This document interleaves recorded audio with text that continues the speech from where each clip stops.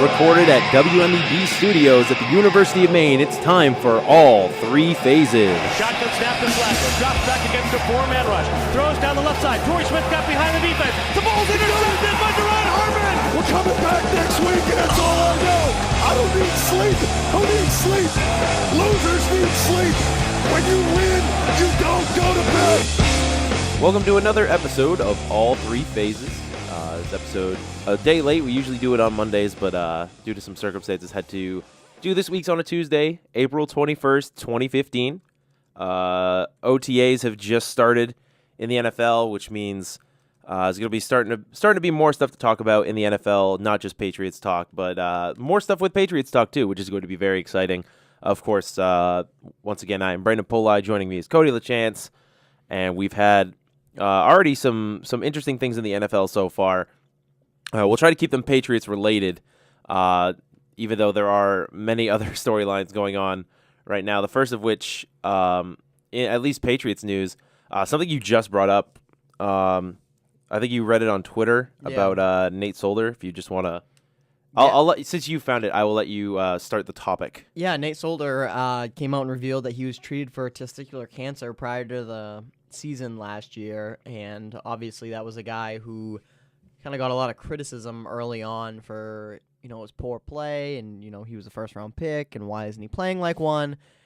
So I think that kind of answers some of the questions. It's kind of one of those things where I feel bad because on the other show that we do together, I was probably extremely critical of Nate Solder, or as you would call him, Nate Holder. Nate Holder, yeah, and I don't know. I kind of feel bad now, obviously, because, geez, what a thing to go through. Not only the beginning of the football season, the start of the grind, you have to protect arguably one of the greatest quarterbacks of all time, and you're not doing it well, and you're getting criticized in the media, probably even by teammates, honestly, because I'm sure not all of them knew what was going on with him, and I remember... you got to imagine Brady might have known, though. Probably, but I even remember Dave DeGuglielmo in Super Bowl Media Week, when they asked him about Nate Solder, and he said Nate Solder is one of the best left tackles, he's a real tough guy, and at the time I kind of blew it off. I was like, yeah, whatever. Yeah, that's just Tom, defending his guys, giving credit where he thinks credit is due, especially, protecting his butt for how many games in the season after the first couple weeks where the offensive line was starting to tank a little bit. Yeah. So I mean, I don't know. We'll see. That's pretty serious, obviously. When Nate is in his option year from his rookie contract. He has one more year to play out, and then he'll hit the free agency market. You see what left tackles have been getting on the open market. Obviously, talented ones, and he is a talented offensive lineman, so I think he's going to get a lot of money. I don't know if he'll be here for the long haul, but I definitely think showing the toughness, both, mentally and physically, to overcome that type of, disease and, the treatment that goes along with it, yet still play. Because later in the year, he did start to play at a high level, including the Super Bowl. He did play very well in the Super Bowl, containing one of the best defensive lines in football with the Seattle Seahawks. Absolutely. And I think the thing that annoys me the most about this type of situation is the fact that people, no matter how serious an issue is, people are always going to downplay it. I think that's there might still be, Patriots haters and or Nate Solder specific haters, even within the Patriots fandom, that would kind of look at this thing and be like, oh, I mean, he's maybe he saved it so it wouldn't be, so he saved that reveal so it wouldn't be, like a sob story during the season. Which, yeah, I mean, I can understand that, but it's the people who look at it and say, oh, he's just he's trying to announce it now in hindsight to say, "Oh, look why I did bad." But people are gonna be that crappy, and it's kind of depressing to me. But I think he's a great player. I've never really had an issue with him. I've had an issue with the offensive line as a whole in the first couple weeks of the season, which I mean everyone did. They couldn't protect Brady worth a crap, and then around that Cincinnati game, when everything started turning around, they kind of like woke up and got their heads in their helmets correctly, and. Yep. And they took that run as far as they could, which was to the Super Bowl, and I think it's just a great story.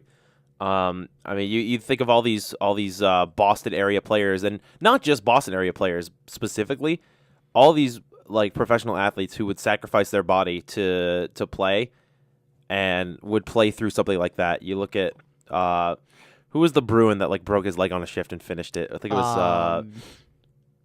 Gregory Campbell. Yeah, that's what I was just about to say, Gregory Campbell. And just people getting revived on the bench. That's really weird. But anyway, we'll move on to more Patriots-centric topics.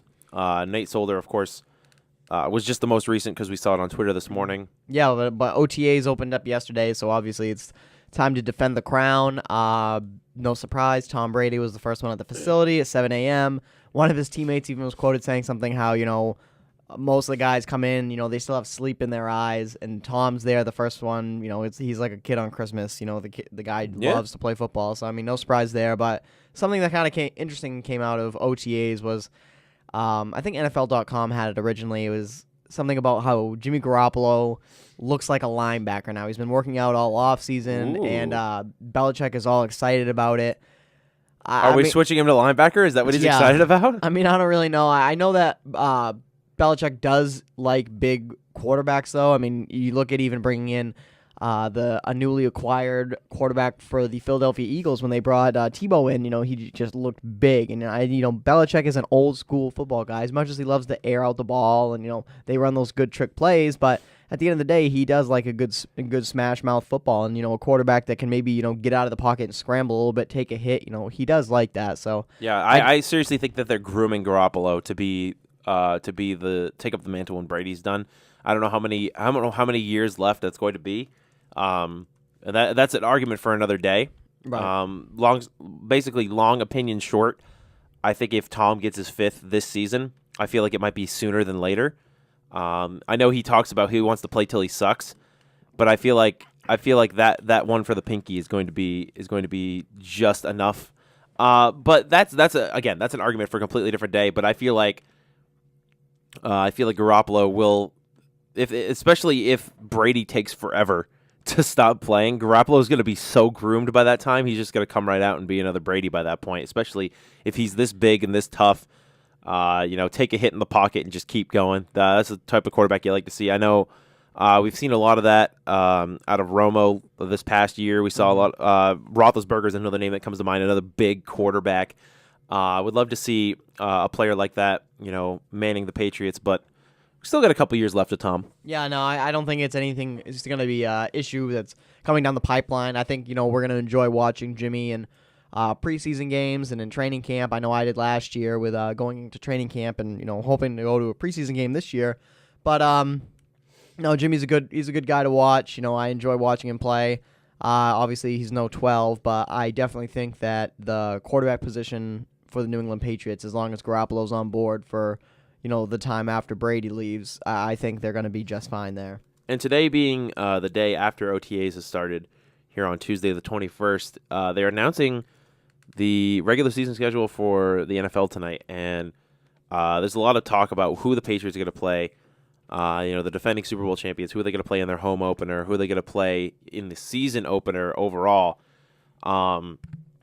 Honestly, I have no clue. Part of me, I've heard Pittsburgh be thrown around. Yeah, Pittsburgh is one of the hot names. I think so we have Bills, Jaguars, Dolphins, Jets, Eagles, Steelers, Titans, Redskins. So I think it was down to really 4 teams. I think they said Bills, Jets, Eagles, Steelers. Those are the 4 teams that a lot of people looked at. I feel like the Bills might be a good one. The Bills could be a good one. They're starting to bulk up, and like I said, the last couple of years they've been starting to get a little bit scarier and scarier, but they've still been able to be handled by the Patriots.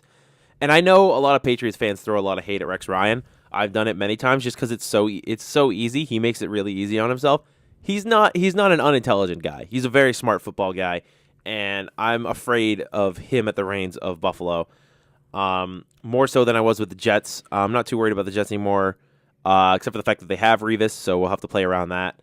But no, I definitely. If I had to pick a team right now, I originally would have picked the Steelers just because I don't know. You got 2 of the better teams of the 2000s going against each other. But now with the suspension of LeGarrette Blount for the first game and Le'Veon Bell for the first 3 games of the season for their marijuana incident last year, I really do think that it could be the Eagles. I think that they kind of really that's what I was going to suggest. Actually, I think the Tebow connection now. Yeah, bring Tebow back to Foxborough. Yeah, so and I mean Chip Kelly and Bill Belichick have a lot of respect for each other.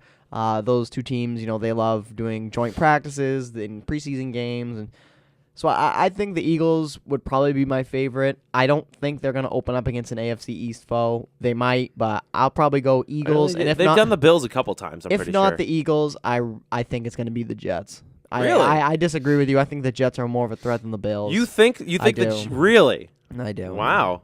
I think that. Well, that's something we'll obviously get to in the next couple of weeks as we're still preparing for draft talk. But no, that'll be an interesting debate because I seriously think the Bills are scarier than the Jets, and you think otherwise.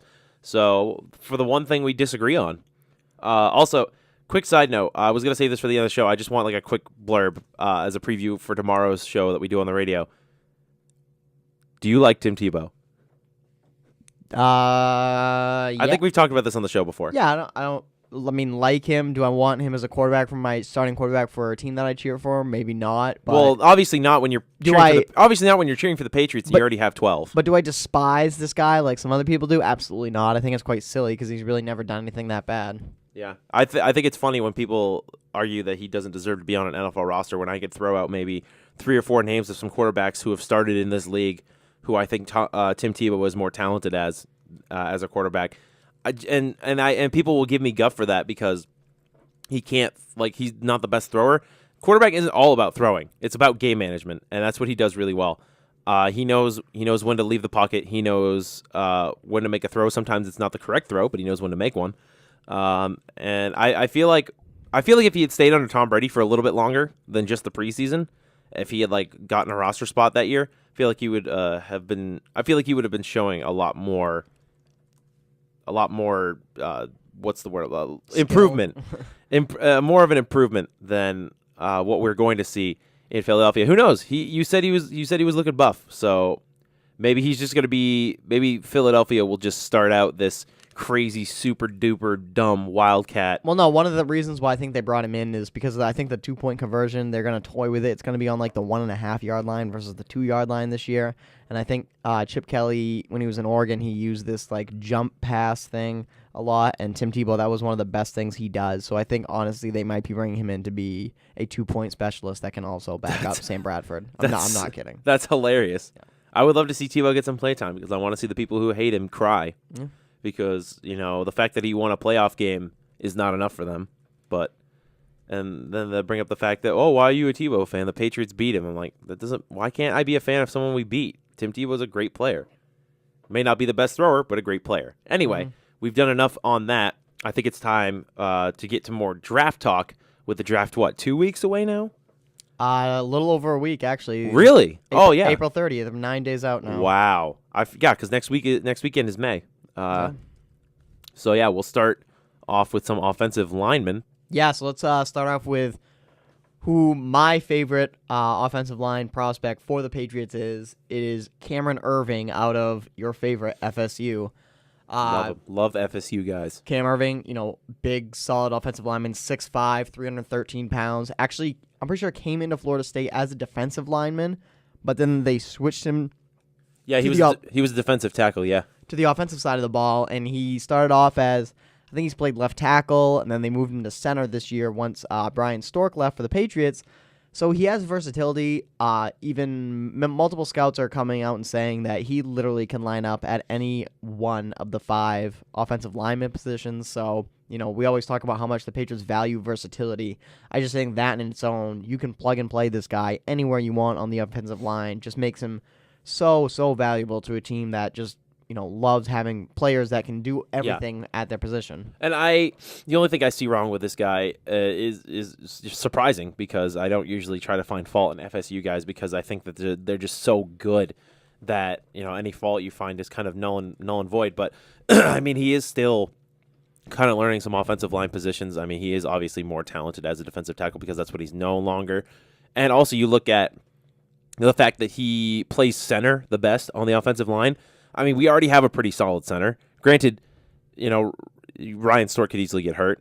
I think that Cam Irving, he wouldn't play center coming into the New England. I think that he would either play left or right guard. And that's the thing is that center is his best position. So I guess taking that point, you could turn that even around and say, well, he could play left guard or something. And then if Brian Stork gets hurt, you can move him over to center. Yeah, you have some backup in that, but I really don't think moving from if you're good at center, I think playing guard, it's easier to go from center to guard than it is from guard to center per se. So I think that, his football IQ, obviously if he can make a switch from defensive tackle to, left tackle then to center, I think that he has the football IQ and skill to play a position like guard. My only concern would be is that he's awful big for a guard. You don't see many guards that are 6'5".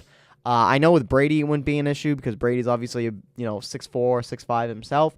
But going into the future, if Jimmy Garoppolo is the next quarterback, Jimmy's only like 6'1", 6'2", and if you got a left guard, you're thrown to the left side of the field. It's kind of hard to throw over those big boys up front. Solder is also the same. I think he's like 6'7", 6'8". Solder's huge. Yeah, so I mean, guards are normally a little bit shorter, a little bit smaller. You look at Dan Connolly, you look at Ryan Wendell. I don't think either of them are really that tall. But by no means, if Cam Irving is there at 32, this is one of those guys that I think that they should sit tight for. They shouldn't trade. They should just take the pick, take Cam Irving, tip the hat, say thank you very much, and go on with it. Do you think he's going to fall to 32? That's another tough question. A lot of the mock drafts I've read, even a lot of those simulations I've done, I think Kansas City is really high on him. It seems like they're picking at number 18. I don't know if they'd take him that high. I don't know if he's worth that high of a grade, but obviously if a team values him that much, they'll take him there. I don't know. I don't think he'll fall out of round 1. I think either, somebody will get him before the Patriots, or like I said, this is a guy at 32 that the Patriots will say, all right, let's sit tight here and draft this guy. Dante Scarnecchia, the, quote unquote retired offensive line coach, has been all around the United States at these pro days working these kids out, and Cam Irving was one of the guys that he spent a lot of attention on and did a lot of work with. Obviously, Scar loves FSU kids for all the, we don't need to repeat ourselves. We've been over this every week, it seems like, on this show. It's the same reason I'm high in the FSU guys. But I definitely think he's on their radar. I think he is a guy worth a first-round pick, and I think he is a guy that can lead an offensive line group for years to come. And you add him to a guy like Stork, you add him to a guy, even like Sebastian Vollmer and Nate Solder, as they both, creep up there in age. You can have a very, very solid offensive line for the next 4 to 5 years if you keep that intact, which obviously this year there was a lot of question marks on the offensive line. You can flip that and make it a strength of your team with a player like this. And moving on to another Florida team, I think this is who we actually took in last week's simulation draft as our number 32 pick from Florida, DJ Humphries, an offensive tackle. And, looking at his profile, I can easily understand why when you saw him at the 32nd pick and looked at all the other options, took him, because he seems quite impressive as an offensive tackle. He's very, very big, 6'5", 307. He just has that legitimate toughness that people look for in an offensive tackle. And, I could definitely see him also being that pick at 32, much like we did in the simulation draft, if no other options are available. Yeah, and again, this was another guy. The reason why I put him out there is because Dante Scarnecchia just spent so much time with him at Florida's Pro Day. Obviously, you can't take all those visits and all those workouts as, solid stone that they really want to draft the kid, but anytime that a retired assistant, I guess I'll call him, goes and works out a guy, there is interest there. And, we talked about it last week. Some of these adjectives and ways to describe these prospects. We're on the NFL.com sites just looking. They do a good job. It's not the greatest scouting, but nasty play demeanor with legitimate toughness to his game. Plays through and past the whistle. Stays cranky. Like those type of things. That's what you want in offensive lineman. That's like Logan Mankins. You just want some nasty guy that is just gonna punch you in the mouth, get up. If he's hit or if he's bleeding, he's gonna look at you and laugh. And you need those psychos up front. Absolutely. And I think DJ Humphries could be that type of psycho. My only worry of him is he only a tackle? Could he move inside to guard? Obviously both tackle positions are pretty well filled for this year. Barring injury or I guess Nate Solder's case, barring a relapse with this cancer, I guess. But I think that if he is there at 32, that is a guy that I think Bill will use his forward thinking and say, yep, I can use him. He is a legitimate starting left tackle or even right tackle that can help anchor this offensive line for 5 or 6 years. Yeah. Moving on to another offensive guard, this one out of South Carolina, A.J. Cann. Yep, A.J. Cann was one of my early favorites for the team. He's from University of South Carolina, 6'3", 313 pounds. Ultimate. He is everything that the Patriots like in players. He's, a team captain, a hard worker, leader, a good teammate, so on and so on. He is a golden child in that regard. But my issue with him is that he doesn't really have a lot of versatility. I think he was a left guard, and that's like all he can play. So that's where it comes down to they have to determine, is it worth it to take a guy who maybe isn't as versatile but is probably more skilled at that one position. But then again, you limit that player to that one spot. Or if they would find another player like him who can only play left guard, at a value pick in the draft, then it's like, well, which one of you guys is going to move? A.J. Cann is a guy that I don't think should be taken with a 32nd pick. Cam Irving and DJ Humphries are both round 1 players in my mind. A.J. Cann and these next couple guys we'll talk about are more round 2, round 3 type players. But I do like A.J. Cann a lot. I think that he just seems like a very solid player. I don't think he's going to wow anyone per se, but I think he's just going to go in there and kind of do his job. Much like Brian Stork did. I think Brian Stork wowed people just because of how consistent he was. Did he ever do anything that you look at and be like, wow, yeah, Brian Stork. An offensive lineman, I realize it's hard to do that. No, the thing with offensive linemen is when they come out and perform consistently and perform strong, you don't notice them unless you're really looking for it, unless you're really looking for how long Tom Brady has the ball and how much protection he has and how few times he gets sacked. And I feel like when Stork came in and took over at center, I think you noticed more that the Patriots started having better games in terms of Brady's numbers, in terms of wins and losses. Brian Stork just really was the centerpiece to that, and people were like, oh, the Patriots just got good again. Well, no, they reinforced their offensive line, and Brian Stork was a huge part of that. And when you could do that as a rookie, that's incredible. Granted, he was a FSU guy as well, right? Yep. But I understand that we say the FSU guys are already NFL ready, but it's still a completely different beast going up against college guys in your division, because the ACC can have some kind of pancake teams. Yeah, I mean, going up against really tough defensive lines every single week, NFL caliber offensive lines or defensive lines, that's a whole different beast. And being able to protect Tom Brady through that in your rookie season is incredible. Yeah, so I think that's why they would value a guy from the SEC. A.J. Cann, obviously, he's going up against competition like that. And I mean, even, A.J. Cann, he was there 4 years at USC. I think he went up against a guy named Jadeveon Clowney once or twice, and I heard he's pretty good, right? Who's that guy? So, no, I think that they do value big school athletes like that. I think A.J. Cann would be a solid pick. I wouldn't take him in the first round. But then again, I think he's a little bit more valuable than being taken at pick 64. If they moved back from 32 into the middle of the second round and took him there, that would be a good pick as well. I just can't see them taking a guy like A.J. Cann at pick 32. My next guy is one of my favorites, though. Trey Jackson from Florida State. 6'4", 330 pounds. This guy is mean, nasty, aggressive, plays hard. This is a guy that will, push you in the mud and spit in your face, I feel like. Just an ultimate competitor. He's strong. He's a good run blocker. He's one of those psychos up front. He is, and this is a guy that if they can draft him at pick 64, what a steal. That is like Bill Belichick is playing chess and everybody else is playing checkers. That is that type of move for me. I don't think that what he showed at Florida State might not have been everything that's there for him, what his potential can be. I'm a big fan of his. I think that he would fit perfectly on this offensive line. He has experience with Brian Stork. He could instantly come in, play left or right guard. I don't know if he can play tackle, but he seems to be more of that interior offensive line presence. He can, even if he doesn't start in year one, he could kind of be that, for rookie redshirt year, learn the offense some more, take his time. Plus you really look at the offensive line of the Patriots, the offensive line issues the Patriots have had the last couple of years. Injuries are few and far between for this offensive line, and it's always good to have that depth. And because when you don't, you've seen what happens. The offensive line just kind of falls to shreds. And I feel like even if he wasn't an instant starter, he'd be some great depth for this team. Yep. So. Definitely Trey Jackson, a guy, in the second round at pick 64, I would definitely take him. And, with one of those third-round picks, if he's still there at the end of the third round, that would be an absolute no-brainer for me. The next guy we'll talk about, Laken Tomlinson, another ACC player from Duke.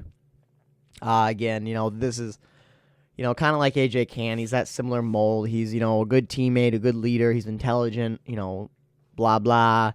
It's kind of funny. It seems like Patriots they either draft guys that are, good teammates, good leaders, good students, or the problem children. Problem children. We're the average guys. Come on now. But no. I was gonna throw out names like Edelman and Amendola being the average True. guys, but no, they're really good guys though. When you really think about it. But no, Tomlinson, another guy that Dante Scarnecchia went to go work out. He's not as good of an athlete as some of these other guys are. I think he's more of a guard, might be limited to right guard even. So kind of like an A.J. Cann, you can't move him around the offensive line in ways that they like doing.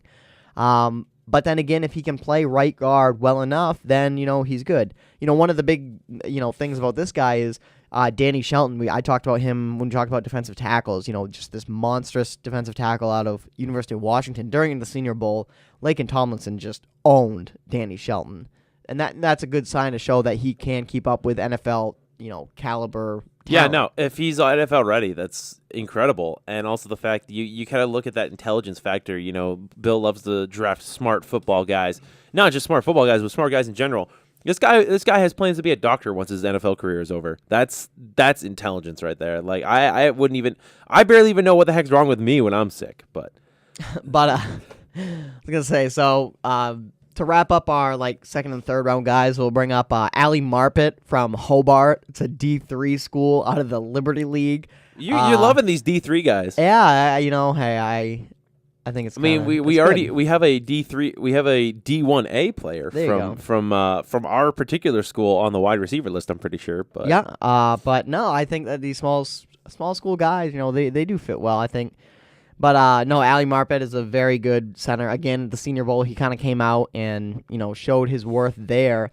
He had a pretty good combine too. He ran the 40-yard dash in under 5 seconds for a 6'4", 307-pound offensive lineman. That's solid. Andy had a good 3-cone drill, and, Bill Belichick loves the 3-cone drill to show that agility. Obviously, being at a Division III school, you question the level of talent he went up against. Obviously, that's the biggest concern, I feel like, going into the NFL. But, like I said, if you can bring him in, have that redshirt rookie year, play him in preseason, playing him in training camp a lot, practice squad, then you work him in year 2. My only concern is, though, would a practice squad, redshirt rookie player be a guy that you take early in a position of need? Obviously last year with Dominic Easley, they did that, but this year might be a little different because they are literally so thin at offensive line, especially guards. Yeah, I look at this guy and I just I like to look at the comments surrounding the people, and I want your personal opinion. So you think this guy is like a mid to late second round pick? I think is that where you could see him going? If they took him in the second round, I would think it'd be kind of a stretch. I would like it because it's a position of need. He's absolutely. More of one of those guys, and I think they have those 3 picks out of 5 there in that range where they go on a little run. That's where I'd like to see him get picked. They have 2 in a row at the end of the second, beginning of the third. Yes, I can't remember. End of the third, beginning of the fourth. There you go. I could see him possibly dropping that far because I feel like people might pass over him because the D3, the fact that he's a D3 player. But he has the stats and he has the numbers to really prove that he belongs in the NFL. So I wonder how many teams are willing to look past the division he played in to say, you know what, this guy would serve our team well. And I agree, it is a position in need. The offensive line is, I think, what you and I at the beginning of this whole draft preview a couple weeks ago said that our most important positions were on defense, just defensive line and secondary, but also offensive line. Those were our 3 keys. Well, yeah, that just shows how important it is to win the trenches in football games. I just think overall, but I will say, they don't need to take a guy super early. Obviously, there are. It is a deep offensive line class this year in the draft.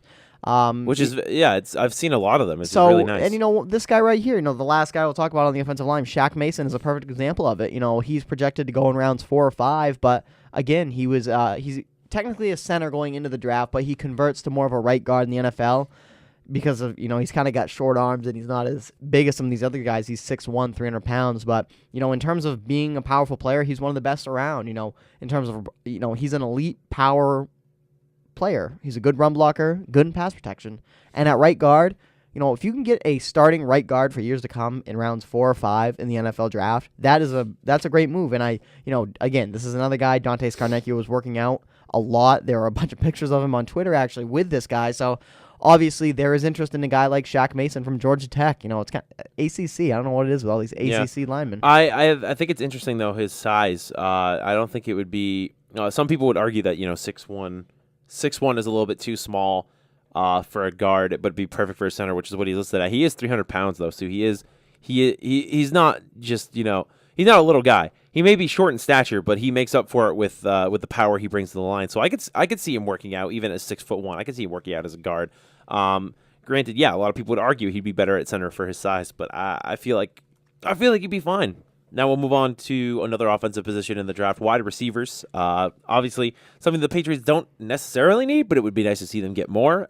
Brady's always looking for more weapons. A couple of guys in the first round that we're looking at kind of similar to each other.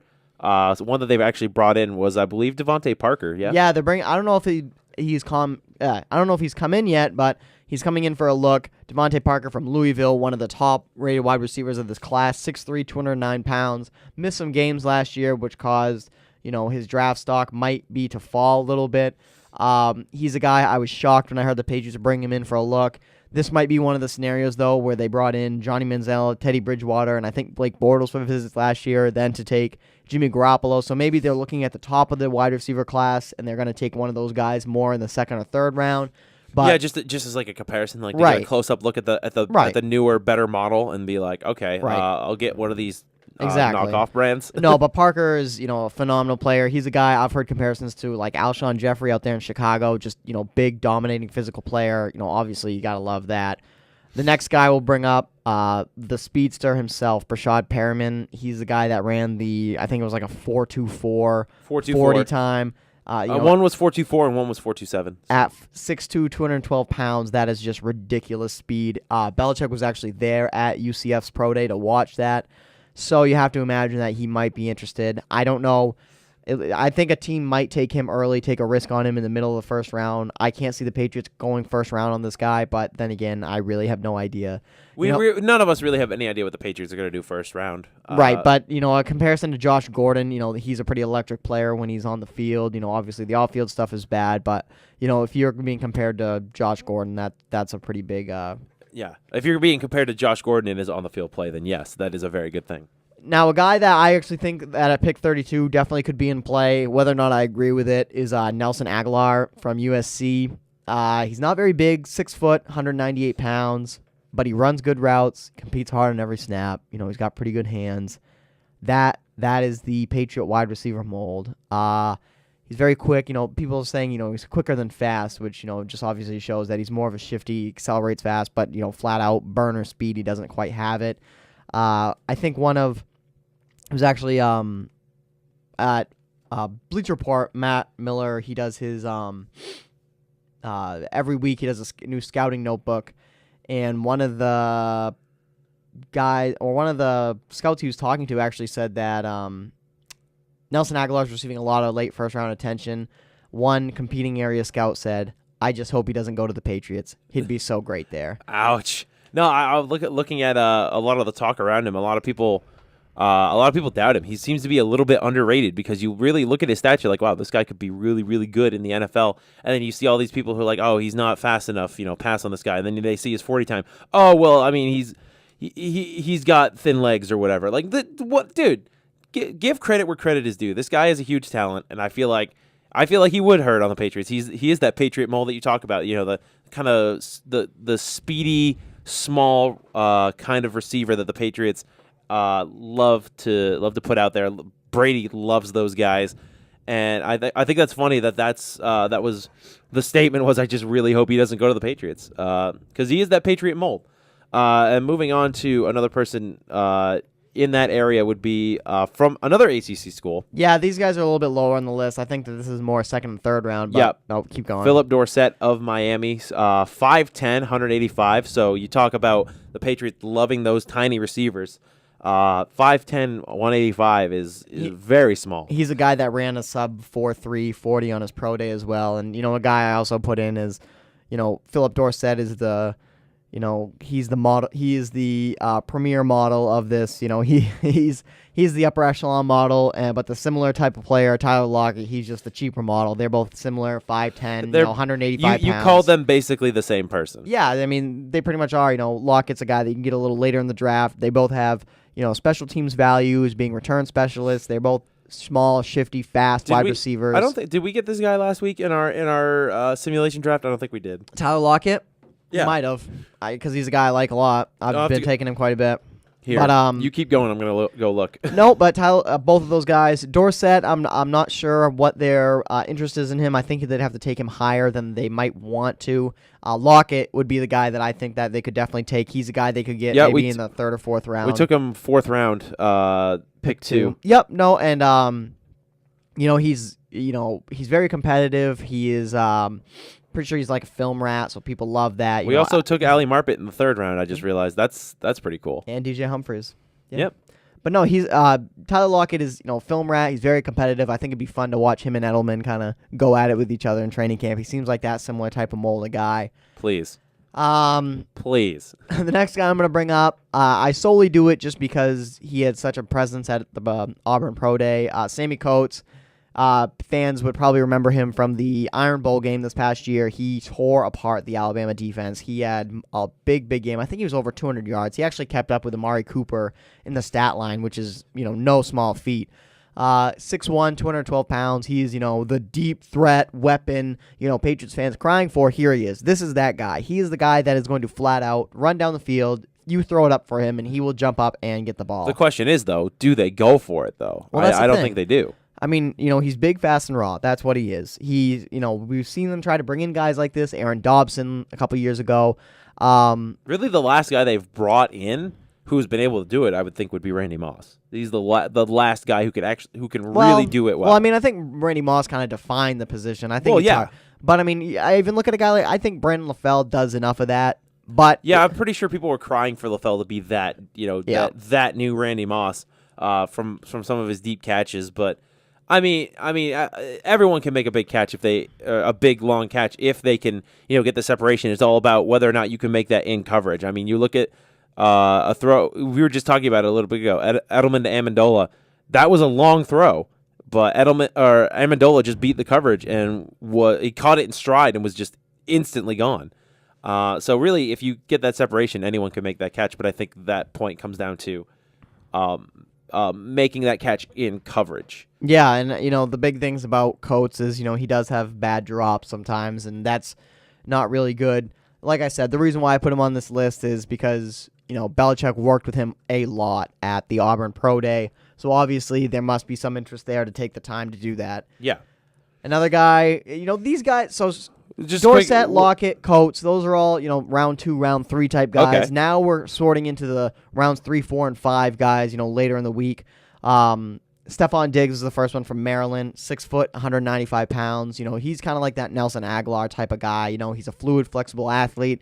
He can play inside and outside, probably more inside for Stephon Diggs, but he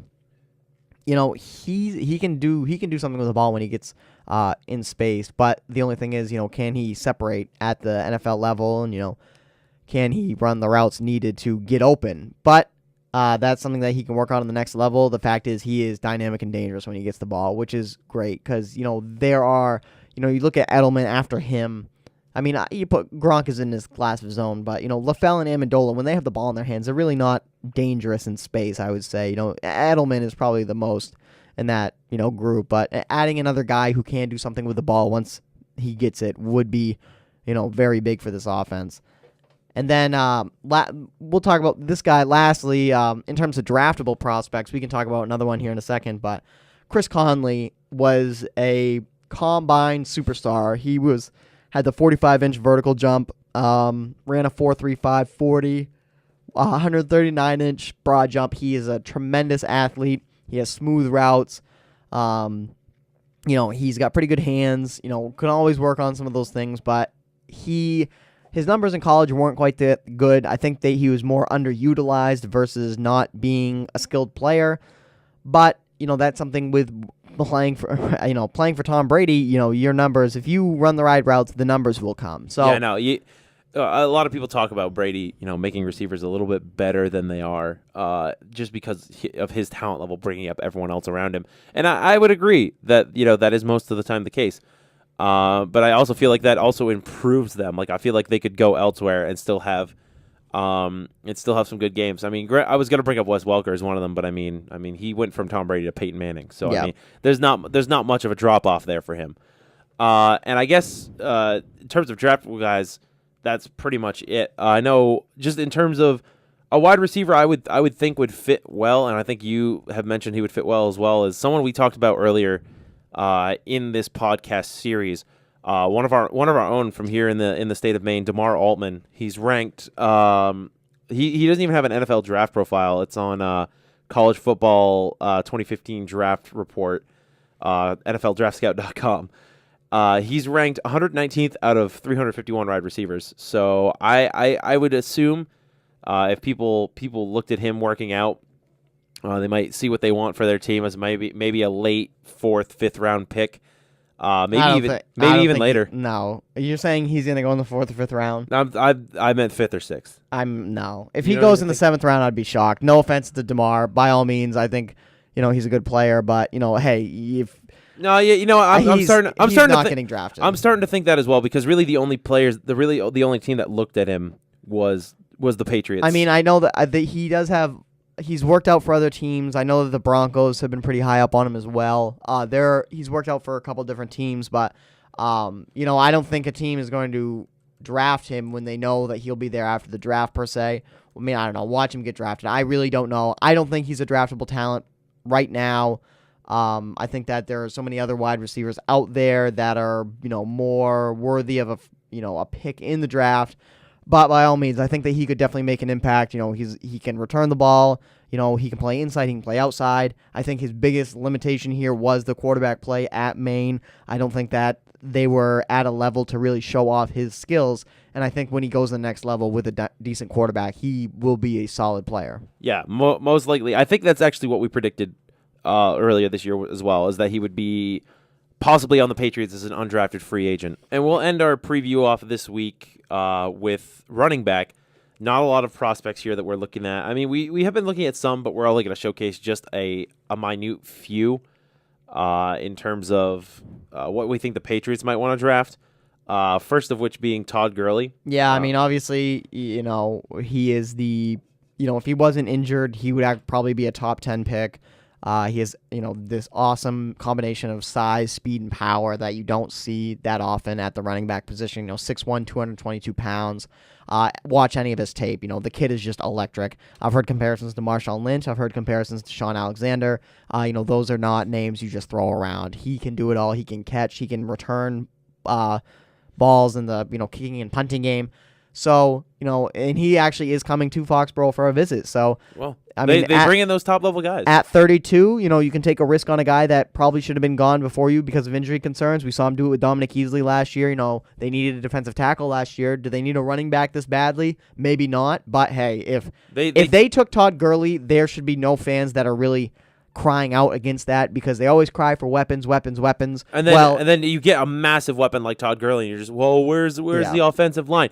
No, I feel like he'd be really good. I feel like the running back by committee thing is only going to work for so long, and I feel like you kind of need that de facto guy.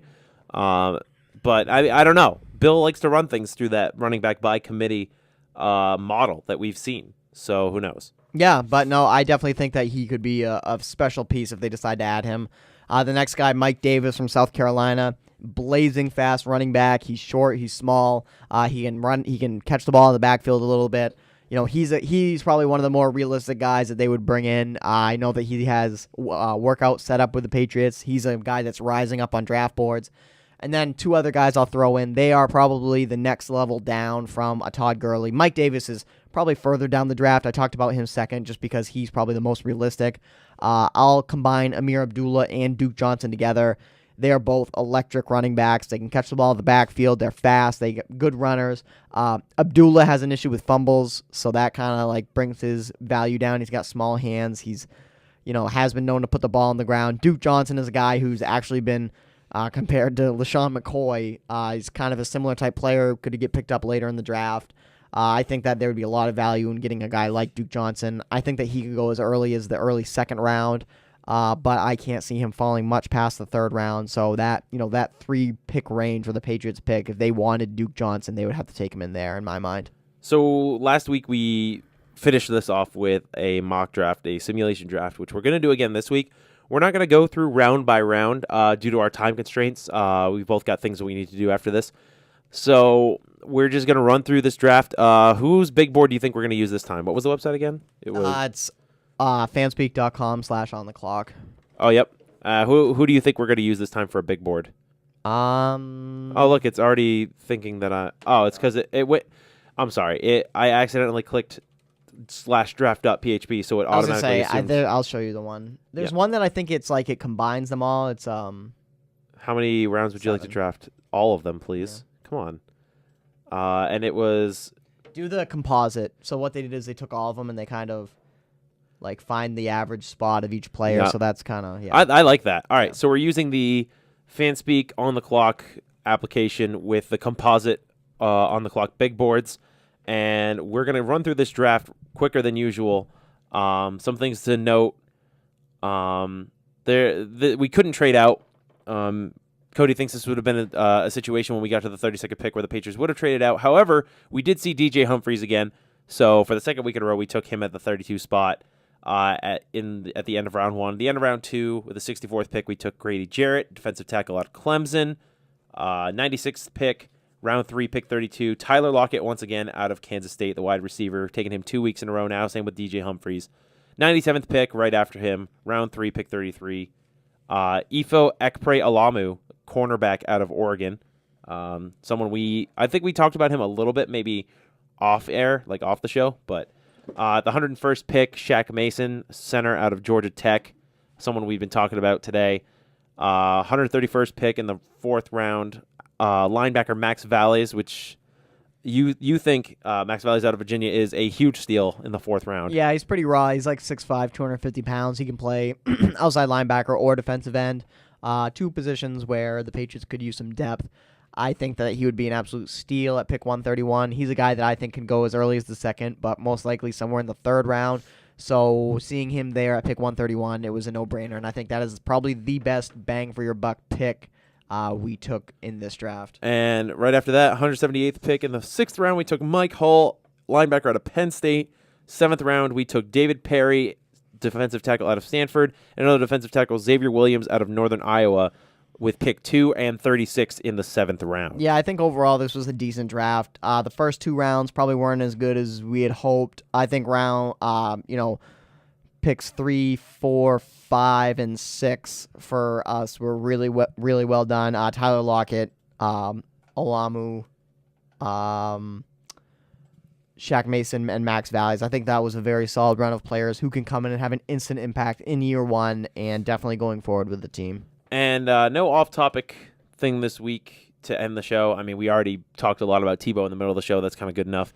So we'll be back next week. Will be our final draft preview show. I'm not sure what we're going to do. I was going to say, I think next week, my plan is, I don't know about you, but I think we should just do a couple mock drafts. We can talk about do a ton of them. I think that next week, you guys can expect to hear more, normal NFL talk. We'll probably talk about, some Marcus Mariota deals that might go down. Phillip Rivers, Adrian Peterson, all big names that could be on the trade block coming up to the NFL draft. Yep, and those will be some players they'll use as pieces to move around in the draft. But for Cody LaChance, I'm Brandon Polai saying thank you for listening once again. We'll see you next week. Go Pats. The Patriots and me. New England. The Patriots and me. Rolling on to victory. Do you want to hear my impression of the NFL lay people who have no idea what they're talking about? They're just the fleet